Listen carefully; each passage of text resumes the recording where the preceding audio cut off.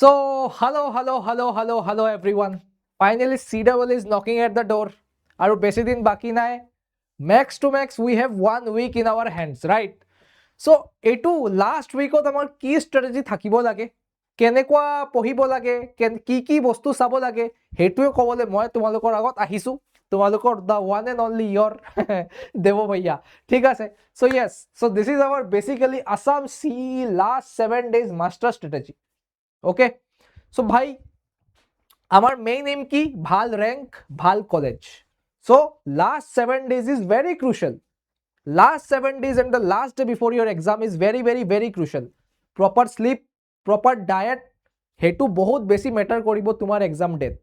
ঠিক আছে, বহুতৰ কাৰণে CEE লাষ্ট এটা অপশন হ'ব পাৰে যে ভাই ইটো মোৰ লাষ্ট অপশন হয়। ঠিক আছে, লাষ্ট অপশন আৰু বেলেগ আৰু মই চাব নিবিচাৰো, লাষ্ট অপশন CEE। ঠিক আছে, মানে বাউন্স বেক কৰিব বিচাৰি আছে। So this is here for you guys last 7 day strategy. So আহা কি আহে আমি চাও। চলো জি। So yes, exam reality, do not play blindly. তাতে কি থাকিব, 120 কোয়েশ্চেন্স থাকিব, 180 মিনিটস। মানে এটা কোয়েশ্চন যদি সলভ কৰিব লাগে তোমালোকে কিমান টাইম পাবা, এটা কোয়েশ্চনৰ কাৰণে তোমালোকে পাবা 1.5 মিনিটস পাৰ কোয়েশ্চন। ওকে, আৰু নেগেটিভ মাৰ্কিং -1 আৰু পজিটিভ মার্কিং +4। সো গাইজ তোমালোকে যদি কিবা অপশন বা কিবা কোয়েশ্চনত একদম শিওর নহয়, ডোন্ট টিক দ্য অপশনস।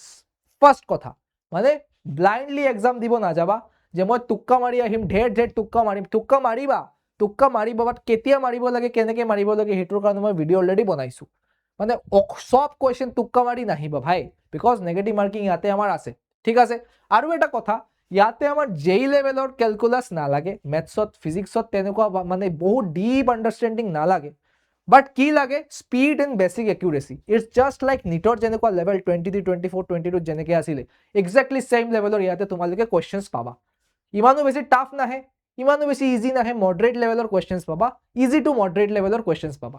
ঠিক আছে, আচ্ছা তাৰপিছত কি, বিগ সাবজেক্ট চিট কোড। সবার আগত মোর সাবজেক্ট ফিজিক্স। ফিজিক্সত কি ডিপ ডেরিভেশন, যেনেকে যেই ডেরিভেশনের আন্ডারস্ট্যান্ডিং ভাল থাকিব লাগে, blah blah blah. In CEE that's not required. তোমালোকে যদি ডিরেক্ট নিউমারিক্যাল বেস মানে ফর্মুলা বেস কোয়েশ্চন সলভ কৰিছা, so that will help you. Formula যদি সব চ্যাপ্টারত জানা আছে, that will help you. So ইয়াতে কি লিখিছো, direct numericals from electrostatic object and modern physics, revise HSEC board formula book daily. মানে ফর্মুলা তোমার জানা থাকিব লাগিব, সব চ্যাপ্টারত direct formula based max to max কোয়েশ্চন্স তোমালোকে ইয়াতে পাবা। কেমিস্ট্রির কারণে কি করিবা, কেমিস্ট্রির কারণে ইনঅৰ্গেনিকৰ ট্ৰেন্ডবোৰ ভালকে চাই যাবা। মানে এনমেলিজ যাতে থাকি, মানে য'ত থাকিব বা কিবা এক্সেপশন আহিলে এইবোৰৰ বেলেগকে এটা কিতাপ বনোৱা, তাতে তোমালোকে কি কৰা, এইবোৰ নোট কৰা আৰু পঢ়া। ৰিভাইজ লাস্ট ডেজ এইবোৰ কৰিব পাৰিবা। আৰু মেথছত কি, মেথছত তোমাৰ কোঅৰ্ডিনেট জিওমেট্ৰি, ভেক্টৰ 3D বহুত স্কোৰিং হয়।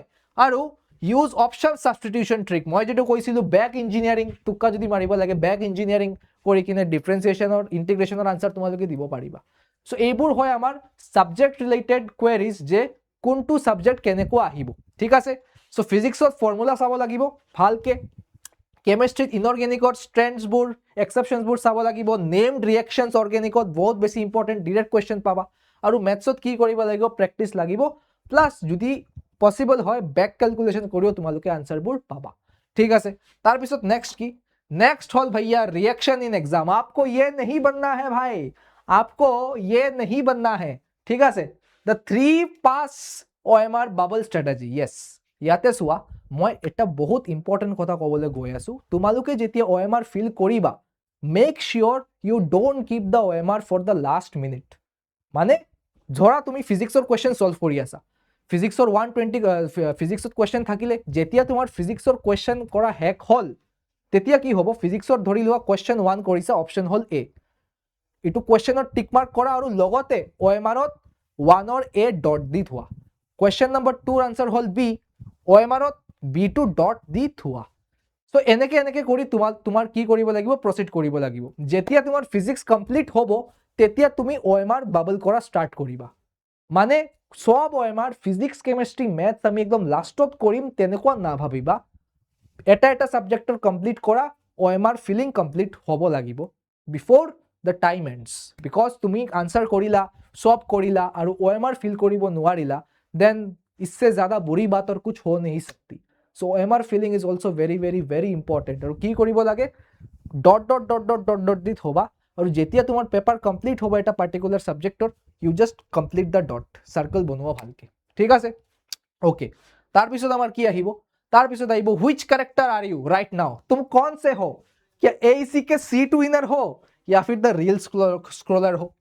सो लास्ट डेज অলপ যদি পাৰা रील स्क्रॉलिंग অলপ কম কৰা, অলপ সোশ্যাল মিডিয়াৰ পৰা দূৰত থাকা আৰু ৰিভাইজ কৰি থাকা, নতুন একো বস্তু টাচ নকৰিবা, যোনটো বস্তু তুমি পঢ়া নাই, don't touch that topic the subject.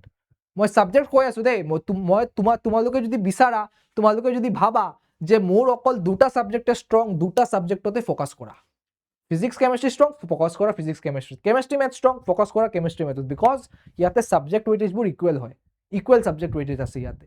So দুটা সাবজেক্ট ষ্ট্ৰং থাকিলে তোমালোকে ভালকে স্কোৰ কৰিব পাৰিবা। तो यस, नया कुछ नहीं पढ़ना है और जो अच्छा है उसको और बेहतर बनाना है। ओके, सो एबुरे आसिले आमार स्ट्रेटेजी। और लास्ट की लास्ट हल आमार द फाइनल 7 डे काउंटडाउन की फुल सिलेबास मक टेस्ट দিব লাগিব, তার পিছত কি থাকিব লাগিব, NCERT quick scan and name reactions আগতে যেটো কৈছো মনত ৰাখিব লাগিব, তাৰ পিছত PYQ ৰিচেক এৰৰ এনালাইসিস, কোড তোমাৰ ভুল হৈ আছে এটো চেক কৰিব লাগিব, আৰু লাস্টত কি rest clear mind and target set, that's it, rest clear mind and target set. With that being said, I hope তোমালোকৰ বহুত ভাল এক্সাম হ'ব আৰু আমি সোনকালে লগ পাম, তোমালোকৰ ৰিজাল্ট সেলিব্ৰেট কৰিব পাম। So all the very best guys, rock in your exams and I love you all. Great.